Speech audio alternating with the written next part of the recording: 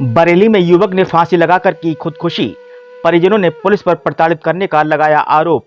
पैनी नजर सामाजिक संस्था की अध्यक्ष एडवोकेट सुनीता गंगवार भी मृतक युवक के परिवार से मिली और इस घटना की कड़ी निंदा की। बरेली के भोता थाना क्षेत्र में एक युवक ने फांसी लगाकर खुदकुशी कर ली। मृतक के परिजनों ने पुलिस पर प्रताड़ना का आरोप लगाया। अधिकारी परिजनों के आरोपों की जांच कर रहे हैं। बरेली के भोता थाना क्षेत्र में 18 वर्ष के युवक ने पुलिस की प्रताड़ना से परेशान होकर आत्महत्या कर ली। ये आरोप मृतक के परिजनों ने लगाया है। परिजनों के मुताबिक सलमान को एक किशोरी के गायब होने के मामले के दौरान उसे पूछताछ के लिए थाने बुलाया गया था। परिवार वाले बताते हैं कि सलमान को 26 अप्रैल को उसके पिता के साथ पूछताछ के लिए थाने बुलाया गया था। पूछताछ के बाद 10 बजे घर लौट आया, लेकिन मानसिक रूप से परेशान था। इसके बाद 1 मई की रात उसने आत्महत्या कर ली।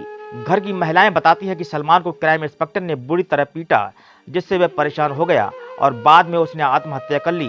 वहीं युवक के परिजन इंस्पेक्टर और किशोरी के परिजनों पर कार्रवाई की मांग कर रहे हैं। जब मामले ने तूल पकड़ा तो परिजन 6 घंटे तक शव का पोस्टमार्टम न कराने पर अड़े रहे। सीओ संदीप सिंह के आश्वासन के बाद पीड़ित परिवार शव का पोस्टमार्टम कराने को तैयार हुआ। उसके बाद शव को पोस्टमार्टम के लिए भेजा गया। पुलिस ने प्रताड़ित परिवार की तहरीर पर किशोरी के 3 परिजनों के खिलाफ रिपोर्ट दर्ज की है और इंस्पेक्टर पर लगे आरोपों की जांच के आदेश भी दे दिए गए हैं। सीओ संदीप सिंह ने बताया कि थाना कुरड़िया पर 8 जनवरी 2025 को एक नाबालिग बच्ची को बहला फुसला कर ले जाने का मामला दर्ज हुआ था। जब पुलिस ने जांच की तो सीडीआर में एक संदिग्ध नंबर मिला। ये नंबर भोता थाना क्षेत्र के युवक सलमान का निकला। दिनांक 8/1/2025 को थाना केवलिया पर एक मुकदमा अपराध संख्या 9/25 अंतर्गत धारा 137(2) बीएनएस के पंजीकृत किया गया था, जिसमें कि एक नाबालिग बच्ची को अज्ञात युवक के द्वारा बहला फुसलाकर भगा लिए जाने की बात संज्ञान में लाई गई थी।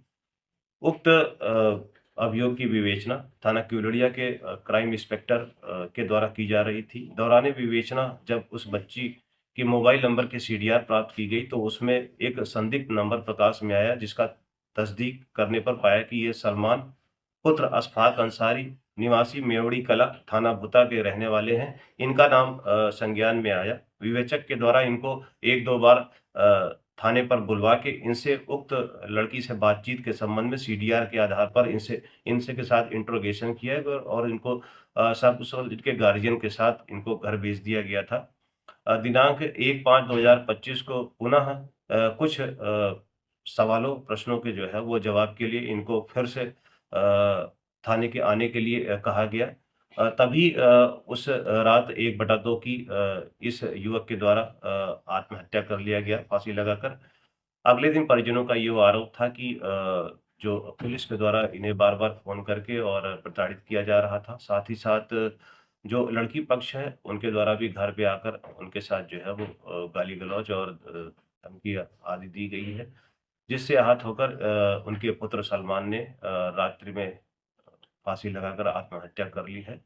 इस संबंध में मेरे द्वारा मौके पर जब जाके जाँच की गई और शव का मेरे द्वारा जो है वो निरीक्षण किया गया तो पाया गया कि ये जो बच्चे के जो पीठ पे पूरा नीलगु निशान बना हुआ है, वो एक लिवर मोर्टिस का केस है, जो कि किसी भी कहते हैं शव के मृत होने के बाद आधे घंटे बाद ये एक स्वाभाविक प्रक्रिया शुरू हो जाती है शरीर में।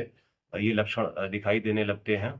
जब उनको ये सारी चीज़ों से अवगत कराया गया तो परिवार इस बात पे वो संतुष्ट हो गए कि उनके द्वारा जो है पुलिस के द्वारा इस पे मारपीट नहीं की गई है। ये कोई दूसरा विषय है। इसके बाद फिर उनके परिजनों के द्वारा लड़की पक्ष के विरुद्ध जो कि इनके घर पर आकर डराने-धमकाने की बात बताई गई, उस संबंध में एक एप्लीकेशन दी गई, जिसके आधार पर थाना भुता पर सुसंगत धाराओं में एक अभियोग पंजीकृत कर लिया गया है। इस प्रकार संपूर्ण जाँच में पाया गया कि जो पुलिस के विरुद्ध इनके परिजनों के द्वारा जो आरोप लगाए गए थे मारपीट करने या थर्ड डिग्री देने की बात जो कही गई थी, पूरी तरह से वो गलत है और साथ ही पोस्टमार्टम की रिपोर्ट में भी किसी प्रकार की एक्सटर्नल इंजरी भी जो है वो संज्ञान में नहीं आई है। इस प्रकार जो भी कहते हैं सोशल मीडिया के थ्रू या परिवार के थ्रू जो भी जो है पुलिस पर आरोप लगाए हैं वो तथ्यहीन और आधारहीन पाए गए हैं। अभियोग पंजीकृत है, इसमें साक्ष्य के आधार पर भविष्य में कार्रवाई की जाएगी। क्या नाम है आपका? मेरा नाम मुमताज अहमद है। गांव का क्या नाम है? गाँव का नाम मेवड़ी खुर्द कला। यहाँ जो घटना हुई है क्या मामला है पूरा? घटना यही है कि थाने में कम से कम 3 से 4 दिन टॉर्चर लगातार किया है। किस मामले को लेकर? कोई लड़की का चक्कर था, मगर लड़की का कोई मसला नहीं था, मगर फिर भी टॉर्चर बहुत किया थाने में। जी बहुत बेहिसाब मारा है, हर तरीके से मारा है। रात के पूरे दिन मारा, रात में भी मारा 12-1-2 बजे तक। जी तो बेहिसाब मुँह मतलब उससे प्रताड़ित होकर उसने आत्महत्या कर दी। किस चीज़ से आत्महत्या की है? मतलब पंखे पे लटक के। अच्छा, तो किस मामले को लेकर प्रताड़ना पुलिस ने दी? कोई लड़की का चक्कर था, लड़की में कोई मतलब इन्वॉल्व था ये। अच्छा अच्छा।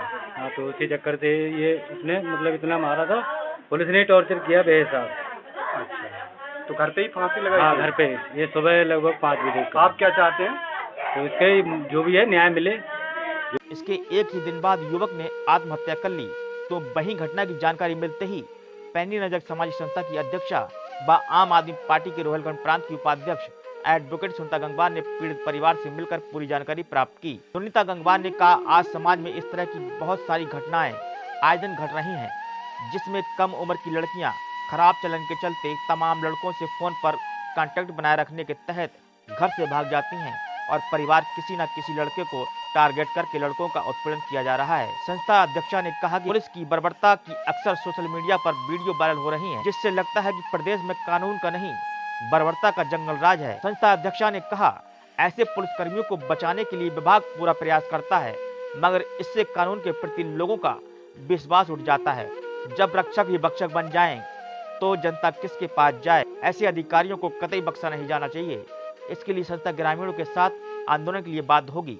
इस संबंध में संस्था अध्यक्ष एडवोकेट सुनीता गंगवार वरिष्ठ पुलिस अधीक्षक बरेली को सोमवार को प्रार्थना पत्र और दोषी पुलिसकर्मी के खिलाफ कार्रवाई करने के लिए एक पत्र सौंपेंगी। क्या कुछ कहा, आइए सुनते हैं पूरी बात हमारी इस खास रिपोर्ट में। कारवां टीवी के लिए रियाज गुड्डू अंसारी की ये रिपोर्ट। परिवार ने बताया है कि पुलिस जो है उसे बराबर कुलड़िया थाने की पुलिस बराबर उसे बुलाती रही, जब कब आए दिन बुलाती थी पूछताछ के लिए और उसको बेरहमी से मारती थी। ये कंप्लेंट परिवार वालों ने बताई है और ये करीब अभी माँ ने बताया कि कम से कम 10 बार पुलिस उसे बुला चुकी है। तो मैं पुलिस प्रशासन पे ये सवाल उठता है कि आपको इतने सबूत थे कि इसी लड़के के ऊपर आपको पूरा संदेह था कि यही लड़का ले गया या इसे पता है? यदि ये लड़का ले गया होता तो ये लड़का यहाँ कैसे होता? लड़का नहीं हो सकता था। अक्सर ये केसेस मेरे पास भी बहुत आते हैं, लड़कियों के भागने के केसेस आते हैं, तो लड़कियां जिसके साथ भागती है वो भी साथ में गायब होता है। लेकिन यहाँ पर ये लड़का नहीं गायब, इतनी उम्र भी नहीं है इस लड़के की कि कोई बहुत बड़ी षड्यंत्रकारी घटना को कारित कर सके। इतनी उम्र भी नहीं है इसकी, इतनी सोचने समझने की मुझे नहीं लगता है कि इस उम्र में ऐसा कुछ कर सकता है। तो उसके बाद इतनी जो बर्बरता पूर्वक उसको मारते रहे हैं, टॉर्चर करते रहे हैं पुलिस वाले, तो उसके बाद उसे उस टॉर्चर से बचने के लिए इतना वो हतोत्साहित हो चुका लड़का, इतना प्रताड़ित हो चुका पुलिस द्वारा कि उसे अंत में मौत का रास्ता उसे पुलिस की बेरहमी पूर्ण मार से कहीं ज्यादा अच्छा लगा और उसने मौत को गले लगा लिया। आज मैं पुलिस प्रशासन के ऊपर एक सवाल उठाना चाहती हूँ, क्या पुलिस प्रशासन केवल लोगों को बेरहमी से मारने के लिए है या लोगों को सुरक्षा देने के लिए है, या किसी के साथ कोई घटना घटती है तो पुलिस से मदद मांगने के लिए पुलिस डिपार्टमेंट है? ये जवाब पुलिस वाले दें, पुलिस के आला अधिकारी दें कि पुलिस डिपार्टमेंट की आखिर ड्यूटी क्या है। पुलिस को मारने का अधिकार कहां से मिल गया है? पुलिस को सजा देने का अधिकार कहां से मिल गया है? क्या पुलिस मार के न्यायालय का काम भी स्वयं करेगी पुलिस, या पुलिस अपने आप को कह दे कि हम ही न्यायालय, हम ही सब कुछ है, हम ही सब कुछ करेंगे? तो आज ऐसे मैं ये नहीं कहूंगी कि पुलिस डिपार्टमेंट में सारे अधिकारी ऐसे हैं, ऐसा नहीं है, लेकिन आए दिन आप सोशल मीडिया पर ऐसी घटनाओं की वीडियोज आ रही हैं जहां पर पुलिस बेरहमी से मार रही है, जबकि पुलिस एक्ट के अंतर्गत पुलिस को यह अधिकार बल प्रयोग का नहीं है।